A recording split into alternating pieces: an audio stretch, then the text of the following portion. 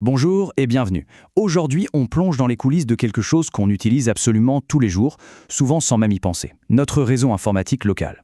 On va décortiquer ensemble, étape par étape, comment nos ordinateurs, nos téléphones ou nos imprimantes font pour se parler entre eux. Prenons un exemple tout simple que tout le monde connaît. On est sur l'ordinateur, on clique sur Imprimer et hop, quelques secondes plus tard, le document sort de l'imprimante. Ça a l'air un peu magique, non? Mais en réalité, que s'est-il passé pendant ce court instant? Comment ces deux machines ont-elles bien pu communiquer? Eh bien, en fait, tout ça repose sur deux piliers, deux éléments fondamentaux. Pour que deux appareils puissent discuter, il faut d'abord évidemment une connexion physique, un câble par exemple, et puis, et c'est vraiment le plus important, il leur faut un moyen de s'identifier, de savoir qui est qui. C'est là que les adresses entrent en jeu. Ok, pour bien comprendre ces deux piliers, on va commencer par le scénario le plus simple possible, vraiment le plus basique, juste deux ordinateurs et rien d'autre, reliés directement l'un à l'autre par un câble. Le premier concept clé, c'est l'adresse IP. Pour cela représenter, l'image la plus simple, c'est l'adresse postale d'une maison. C'est un identifiant absolument unique qui garantit que l'information qu'on envoie arrive à la bonne destination, et pas chez le voisin. C'est crucial. Alors dans notre exemple, on va donner une adresse à chaque machine. Le PC1 aura l'adresse qui se termine par .1 et le PC2 celle qui se termine par .2. Elles se ressemblent, elles sont dans la même rue si on veut, mais elles sont surtout uniques. C'est la règle d'or en réseau, jamais deux appareils avec la même adresse. Bon, les adresses sont configurées, le câble est bien branché, mais est-ce que ça marche? Est-ce que le courant passe entre les deux machines? Il faut un moyen de tester la connexion, de vérifier que le dialogue est bien possible. Pour faire ça, on utilise une commande très simple qui s'appelle le ping. C'est un peu l'équivalent numérique de crier « Il y a quelqu'un ?» dans une pièce pour voir si on nous répond.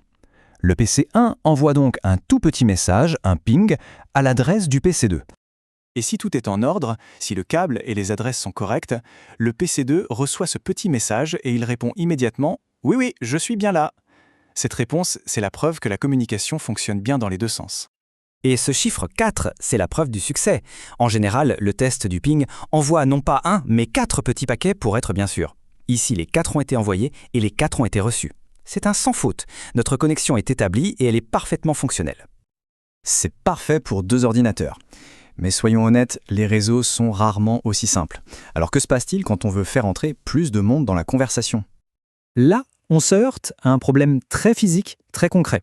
Un ordinateur n'a généralement qu'un seul port réseau.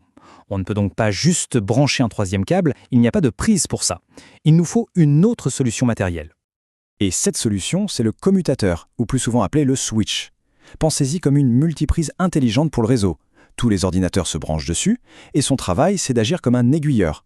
Quand le PC1 veut parler au PC3, le switch s'assure que le message va directement et uniquement au PC3, sans déranger tous les autres. C'est bien plus efficace. Super! Avec un switch, notre réseau peut maintenant s'agrandir. Mais en ajoutant des appareils, on voit apparaître un tout nouveau problème. Un problème de gestion cette fois. Changeons d'échelle. Imaginons qu'on gère le réseau d'un collège avec plus d'une centaine d'ordinateurs. On se souvient de la règle d'or? Chaque machine, sans exception, doit avoir sa propre adresse IP unique. Essayer de faire ça à la main, c'est un vrai cauchemar.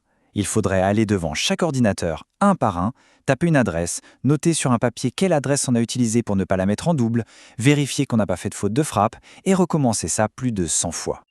Voilà, le mot est lâché, fastidieux.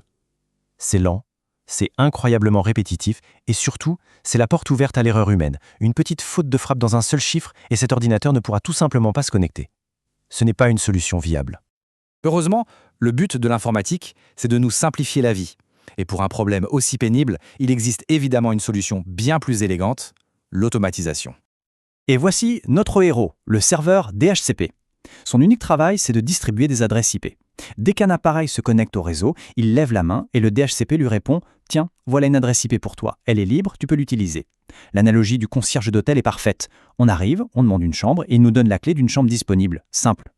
Et cette technologie, le DHCP, ça peut sembler technique, mais en fait, on l'utilise tous les jours, sans même le savoir. À la maison, c'est notre box Internet qui joue ce rôle de serveur DHCP.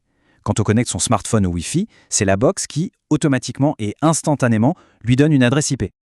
La différence entre les deux méthodes est donc énorme. D'un côté, un système manuel lent et fragile, de l'autre, une solution automatisée, rapide, fiable et capable de gérer des centaines, voire des milliers d'appareils sans aucun effort. C'est ce qui rend nos réseaux modernes possibles. Bon, on a vu pas mal de choses. Pour conclure, faisons un petit récapitulatif de la boîte à outils qu'on vient de se constituer pour mieux comprendre comment fonctionne n'importe quel réseau. On peut retenir 2 commandes très pratiques. Le fameux ping, pour tester si on arrive à joindre une autre machine, et ipconfig, qui permet de voir sa propre carte d'identité réseau. Quelle est mon adresse IP par exemple? En résumé, on a construit notre réseau local brique par brique. Tout part d'un besoin. Chaque appareil doit avoir une adresse IP unique. Pour en connecter plusieurs, il faut un switch. Et pour que tout ça se fasse tout seul, sans prise de tête, on utilise un serveur DHCP. Et voilà, notre réseau local fonctionne à merveille. Tous nos appareils peuvent communiquer entre eux. Mais il reste une dernière question, et pas des moindres. Comment ce petit monde fermé se connecte-t-il à l'immensité d'Internet? Ah, pour ça, il faut un autre appareil, le routeur. Mais ça, c'est une autre histoire.